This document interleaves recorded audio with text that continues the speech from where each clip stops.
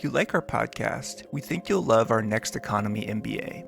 It's a 9-month learning journey for entrepreneurs, intrapreneurs, and aspiring change makers alike. Our MBA gives emerging leaders a new set of blueprints for creating life-serving, regenerative organizations. We explore topics like regenerative finance, cooperative models of ownership, alternative economics, and much more. You'll leave inspired by the stories of leading Next Economy organizations, and you'll be nourished by a community of mission-aligned peers. So we invite you to join our flourishing community of more than 275 alumni and growing. Visit lifteconomy.com/MBA to learn more. That's lifteconomy.com/MBA to learn more. Cohort 8, our newest cohort, starts on March 29th, 2022.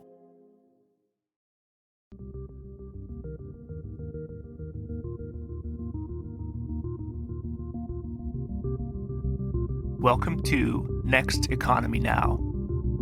The goal of this podcast series is to highlight the leaders who are taking a regenerative, bioregional, equitable, democratic, racially just, and whole systems approach to creating the new economy. Welcome, everyone. I'm Fabiola Santiago, a Next Economy MBA alumni and a guest host. I'm a part-time single mom and a cultural worker of Zapotec descent committed to systemic change. My guest today is Arianna Taboada. Arianna is the founder of The Expecting Entrepreneur, a consulting firm that helps entrepreneurs design parental leave plans that meet their business models and personal needs. Arianna speaks and writes about parental leave and respectful maternity care as an issue of social justice, human rights, and economic equity. She is the author of The Expecting Entrepreneur, her first solo-authored book. Welcome, Arianna. Well, welcome everyone. My name is Fabiola Santiago. I am an MBA alumni and a guest host today. I'm also a part-time single mother and a cultural worker committed to systems change. My guest today is Arianna Taboada.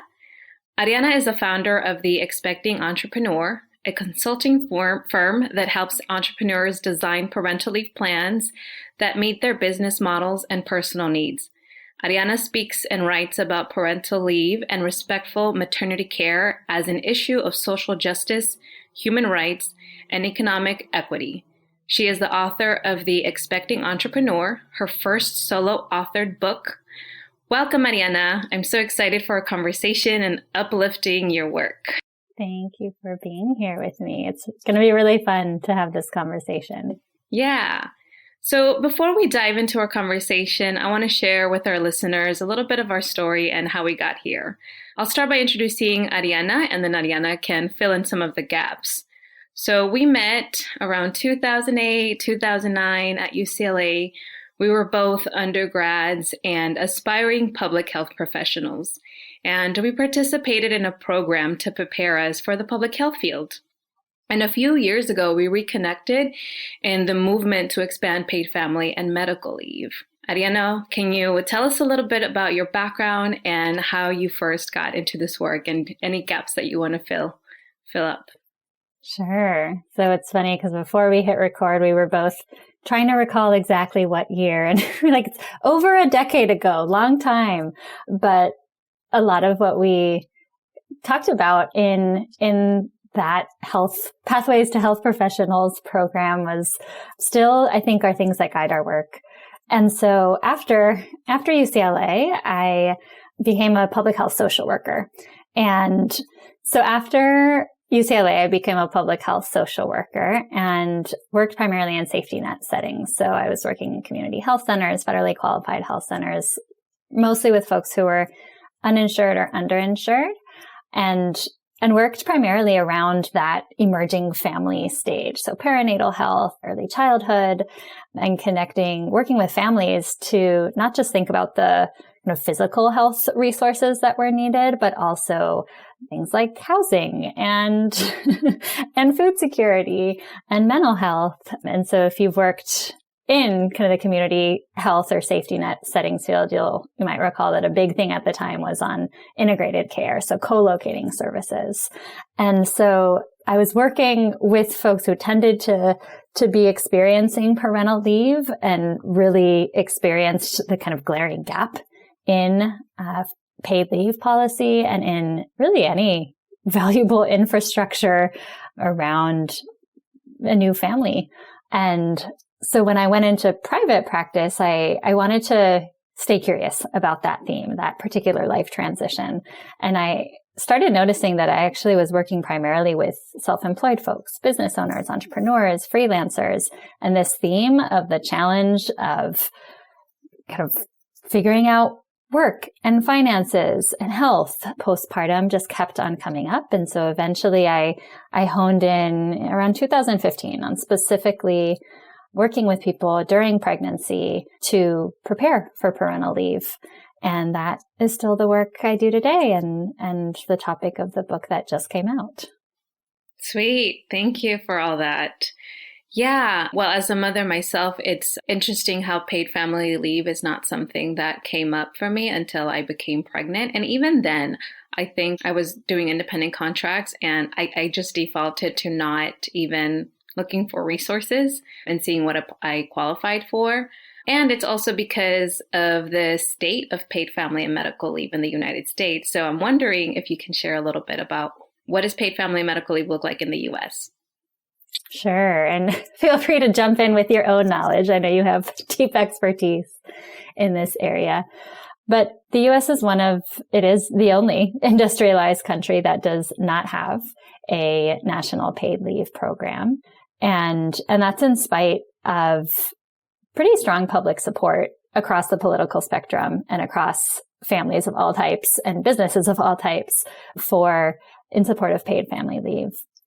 And so in the absence of a federal paid leave policy, what we do have is the Family Medical Leave Act, which came into play in 93 under the Clinton administration. And that sets up what people might be familiar with in terms of this 12 weeks of unpaid, protected time away from your job. However, there are lots of caveats. And so there are kind of a set of criteria that you need to actually qualify for those FMLA criteria. And that includes things like being at a company for more than a year, being at a company that has more than 50 people. And there's tons of folks that do not fall into that, right? So anyone who's a gig worker or self-employed, a lot of low-wage workers are not included in or covered by paid family medical leave.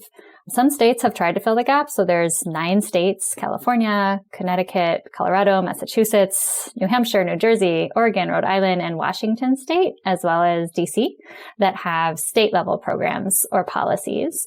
And they're in different stages of rolling those out. So sometimes they're kind of hard to navigate. And like you were mentioning, like you didn't even really know what benefits you could have access to.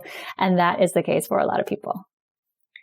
Yeah, that was definitely the case for me. And having worked in paid family leave for a couple of years, I think that was the most common experience and complaint, is that it was incredibly bureaucratic. And these are from folks who are English speaking, like are able to navigate technology, are able to navigate and read, paperwork. And in spite of all that, it's still such a headache. So it is an issue that really does affect mostly people who give birth. And it's actually something that, in my opinion, all humans should care about, right? Because the well-being of a child and of a new parent is also a social responsibility, which now takes us to a following question, which is like, in the absence of quality paid family leave in the US, what are some of the things that we can be thinking about as people who are working towards building businesses for the benefit of all life? Yeah. So I feel like my brain is still like fixated on what you just said of the very fact that we will all need care or give care or need to receive care at some point in our life. And so paid family and medical leave is kind of this key policy opportunity to be able to create infrastructure around that human reality. And so I think some of the things that we can be thinking about, as you mentioned, as people who are thinking about the next economy, is whether or not we're at that particular stage in our life, or whether or not you personally want to grow your family, that trope around needing care or giving care still remains true. And so I think even just having it on your radar that paid leave is a policy worth advocating for can be an important place to start. And we know that life transitions like pregnancy, like becoming a parent, like starting a business are really key drivers for change and windows for opportunity. And that in a similar way, if we want to do business differently, we need to build infrastructure and community around that. And so if we want to do leave differently, we need to build infrastructure and community around that. And there, like we mentioned, there's like very weak infrastructure right now, but that also means that there's a real opportunity for innovation. And so I love hearing stories and elevating stories about what people across industries, across family structures, how they have figured it out, because, people have to figure it out. And a lot of times business owners feel like their business is their first baby in some ways. And so you want it to survive and thrive. And you also want to be able to do that for your personal family life. And so learning, I think, from what other people have done is always really exciting and beneficial and, keeps us from reinventing the wheel. And in the book, I try and weave in a lot of case studies and stories because I think that that's one of the main ways we learn is from other people's lived experience. And that can also give us some really concrete ideas if we start to see themes and patterns around what is kind of a universal need that actually could be solved for, not on an individual one-by-one, case-by-case basis, but could it be solved for at a more systems level? Yeah, we'll definitely touch a little bit on the story piece of this and sharing our experiences. And I also want to take some time to focus on the areas of work that you're doing right now, which is supporting business owners in their parental leave planning. I'm wondering if you can share some concrete strategies that you have in the book. Sure. So I think one of the most fun things about parental leave planning and kind of being very strategic about it is that you get to nerd out around like key business aspects, but it's also deeply personal.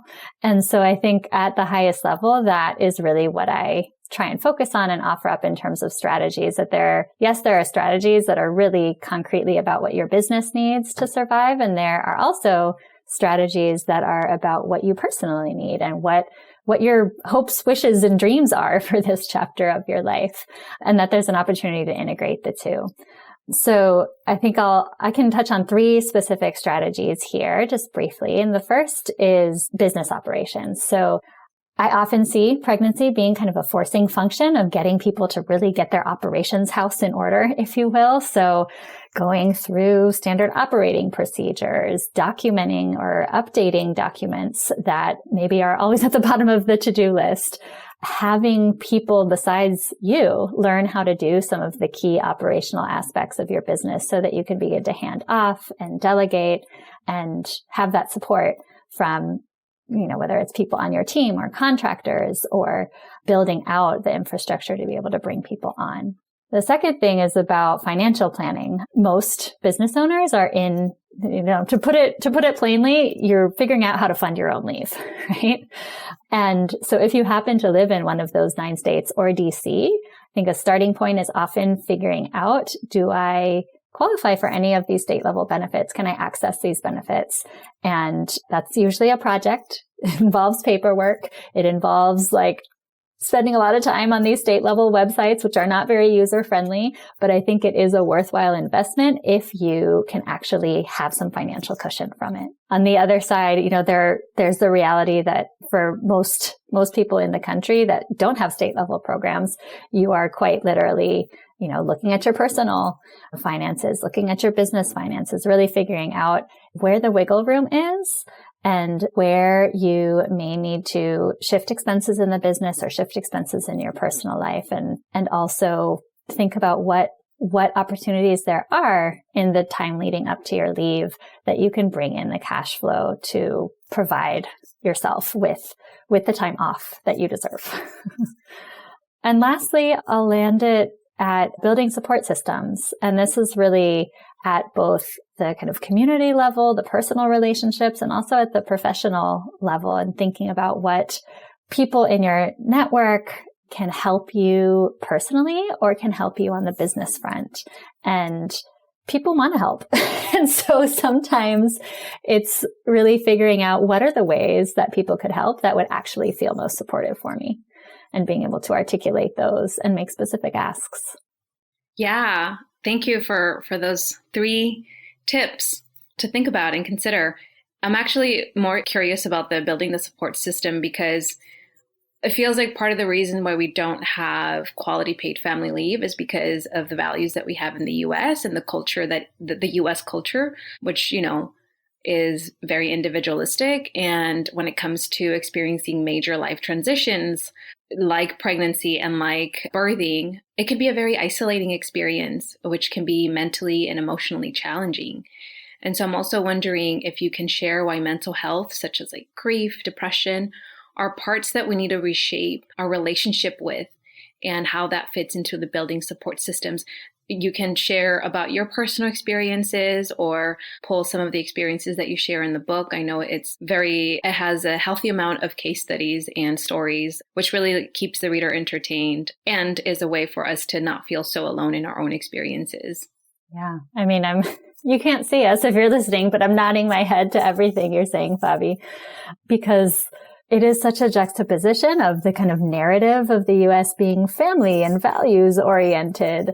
And then the reality is that there are very few family oriented policies, and the policies that do exist are really not universal and don't actually create much concrete support for families. So, I mean, I can share that personally, one of the biggest challenges for me was this whole like reconciliation of who I was pre becoming a mother and who I was after, and that requiring so much more processing than I could have imagined. And I remember I'm a scientist by training. And so I was like reading a lot of books and trying to like be as prepared and knowledgeable as I could be. And my provider just looked at me one day and was like, you cannot birth this baby with your brain. Like, I think you have to kind of, quiet and down and start to really think about like, what is it that you intuitively or kind of intrinsically know about this next chapter and who you can become in this next chapter. And she was fun. I mean, I could not think my way into who I wanted to be as a parent. So I basically put down all books and was like, I'm going to walk around in nature. I'm going to just like be slow and, waddle around and think. And that really dramatically shifted how I really entered into parenthood. And it's something that I still identify as pretty type A, I guess. But yeah, motherhood kind of 200% notched down my type A-ness, because there's just so much that's uncontrollable, which has been really interesting to see how that's actually been a benefit in my day-to-day work life. Yeah. So when I was working on paid family leave a few years ago, I was connecting quite a bit with new parents and caregivers. And one thing that I found interesting was all the unexpected experiences. Like, I think we romanticize parenthood and maybe motherhood more specifically, I should say. I mean, we know that like not everybody who births is a mother, and, a lot of people, like, that's just the narratives that we have, but we've romanticized it so much, and it doesn't give us space, or it doesn't prepare us for all the unexpected circumstances that we faced. Because I think when we're talking about paid family leave, we also have to remember the maternal mortality and like maternal health outcomes that exist in the United States, and how they're not favorable at all. And we're like far really low, like we're not doing well as a country. And that actually people are actually having those experiences where they have an unexpected, an emergency cesarean, or they have other health conditions that come up that they weren't expecting, or the baby is born with like a health condition. And all these things, because they're unplanned for, they also can leave families and people who give birth in shock because it's not what they envisioned or not what they had in mind. And I know that was my experience as well. I had a really good physical pregnancy. Like, I was like up and running at 40 weeks. It was easy, but it was emotionally and mentally difficult.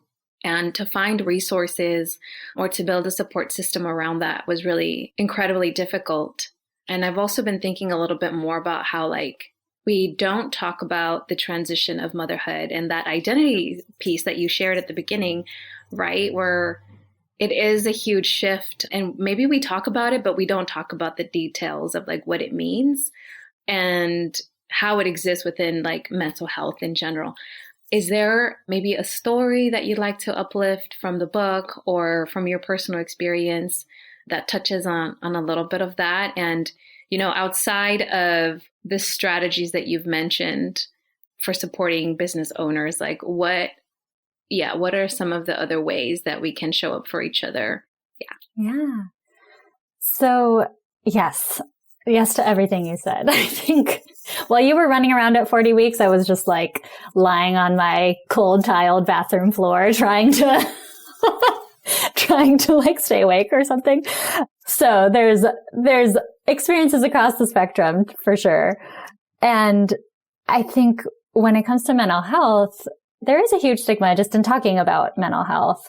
And with parenthood, there's this like additional layer of stigma that somehow having mental health or needs or kind of big emotions is like not compatible with being a quote unquote good parent. And when the reality is that 1 in 4 families is going to experience a perinatal mood or anxiety disorders. So that means like if you know 4 people, one of them has had a hard time, and it might be you. And so something that sticks out for me is actually something else my provider said, which really helped me normalize the range of emotions that can be experienced, and that is a normal range. And what she said to me was, and this is probably honestly rooted in indigenous midwifery traditions in the region. I gave birth in Quintana Roo, Mexico. But she told me about la pequeña muerte, which is this concept that it's the little death, as the English translation would be. And so that is a concept that is like known and understood by indigenous midwives and other midwives who have learned from them, that in order to give birth, you're giving birth to a baby, but also to this new self. And in order for this new self to emerge, a part of you has to die. It's a little death of the person that you were. And I remember being like, oh, that, yes, I feel sad. I miss the person that I was. I miss what my life was like. I miss how I spent my time. And yes, I feel happiness and joy, but there's this like, also this thread of grief.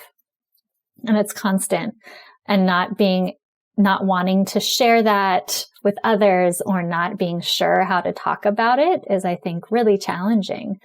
And if we only knew that that's normal and that lots of people feel that way, and that it doesn't make you a bad parent, or it doesn't mean that you're like having major mental health problems, but that you are experiencing a normal big wave of different emotions that a transition like this is inherently going to bring up. Yeah, when I read that part of the La Pequeña Muerte, it made so much sense. I'm Zapotec from Oaxaca, Mexico, so pretty strong, pretty culturally rooted in that. And still I hadn't heard of that. And that's largely because like the state of maternal health in Oaxaca for indigenous folks is just as bad as it is out here in the United States, right? We just don't have the infrastructure that we need. And so much of our traditional ways have been shamed and we've assimilated. So anyways, that could be a whole nother topic, but reading that in your book, I was like, oh yes, that's exactly what it is. It is a little death. It's like, you can't give life without also like having some form of death. And I think that especially in American and US work culture, where we're just supposed to like bounce back and just go back to normal, is such a disservice. And if anything, I do want listeners to just remember that, to normalize the range of emotions, right? Because so many times like we get shamed for that. And I'm like, that doesn't help us in our transition. So thank you for sharing that. And thank you for sharing a little bit of your experience. I hope that listeners, I know that they're getting gems from this, and also wanted to give you a moment for you to share, like, what do you need right now and how can listeners help you build the next economy? Thanks for asking. I think right now, I am really figuring out, now that there's a book out in the world, which potentially can definitely reach way more people than I ever could as like a one-on-one solo practitioner. Like what are the places and communities where a resource like that would make sense to offer up? Like are there places, I'm curious about what places, whether it's entrepreneurship groups or parenting groups, could use the book, share it. And so if you have ideas, I would love to hear them. And I'm reachable on the book website, which is theexpectingentrepreneur.com. Yeah. And how else can people find out about your work? So there's theexpectingentrepreneur.com. There is. That's the best way. My personal website is ariannataboada.com. I know it's not an easy name to intuitively know how to spell, so check out the show notes if you want the link to that. And I mean, I'm on social media, so we can find each other there as well. Great. Okay, cool. Thank you so much, Arianna. I enjoyed having this conversation with you. And I'm so glad that, a few years later, after we're both kind of working in paid family medical leave, we're still able to have these conversations and continue to push these issues forward, right? And like raise awareness. And in the absence of quality paid family leave, like so grateful for the work that you're doing to help build the next economy, which is amazing. And then I want to end with the question, just because there's a lot of heavy information here. And because we're human, I always like to humanize the people who are also doing the work. And I wanted to ask you, what is bringing you joy in your life, in your family life, and outside of your family life? Yeah.